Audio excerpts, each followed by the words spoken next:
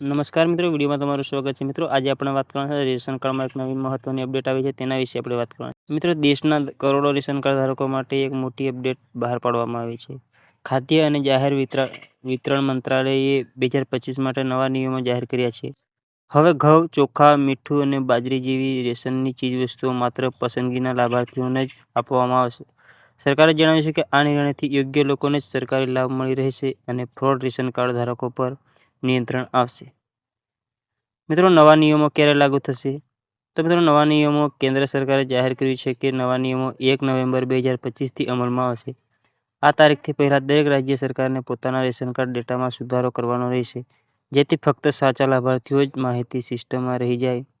આ સુધારાનો હેતુ છે કે ખોટા રેશન કાર્ડ અથવા ડુપ્લિકેટ એન્ટ્રી દૂર કરી one nation one ration card યોજના હેઠળ પારદર્શિતા વધારવી છે.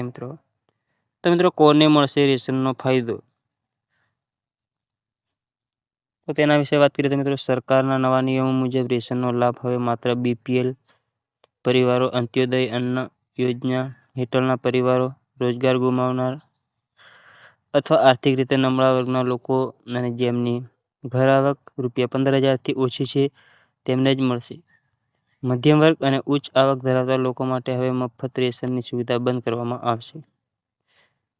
ફ્રી રેશનમાં મિત્રો શું મળશે તેના વિશે વાત કરીએ તો નવા નિયમો અનુસાર યોગ્ય લાભાર્થીઓને દર મહિને 5 કિલો ઘઉં અથવા ચોખા પ્રતિ કિલો વ્યક્તિ, 1 કિલો મીઠું અને 2 કિલો બાજરી પોષણ વધારવા માટે ઉમેરેલી નવી ચીજ મળશે. આ તમામ ચીજ વસ્તુઓ સંપૂર્ણ મફતમાં આપવામાં આવશે.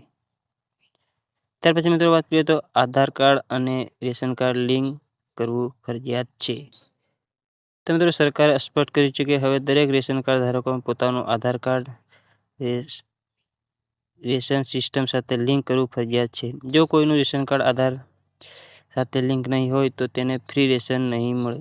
આ લિંકિંગથી ડુપ્લિકેટ રેશન કાર્ડની સમસ્યા દૂર થશે અને યોગ્ય લાભાર્થીઓની ઓળખ વધુ સરળ બનશે.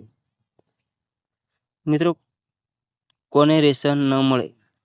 તો મિત્રો, તેના વિશે વાત કરીએ તો નવા નિયમો હેઠળ સરકારી કર્મચારી અથવા પેન્શનર, આઈટી રિટર્ન ભરનાર વ્યક્તિ, જેવા કે શહેરમાં 2 અથવા વધુ મિલકત ધરાવનાર વ્યક્તિ, બિઝનેસ માલિકો અને ઉચ્ચ આવકવાળા લોકો રેશનના લાભથી વંચિત રહેશે.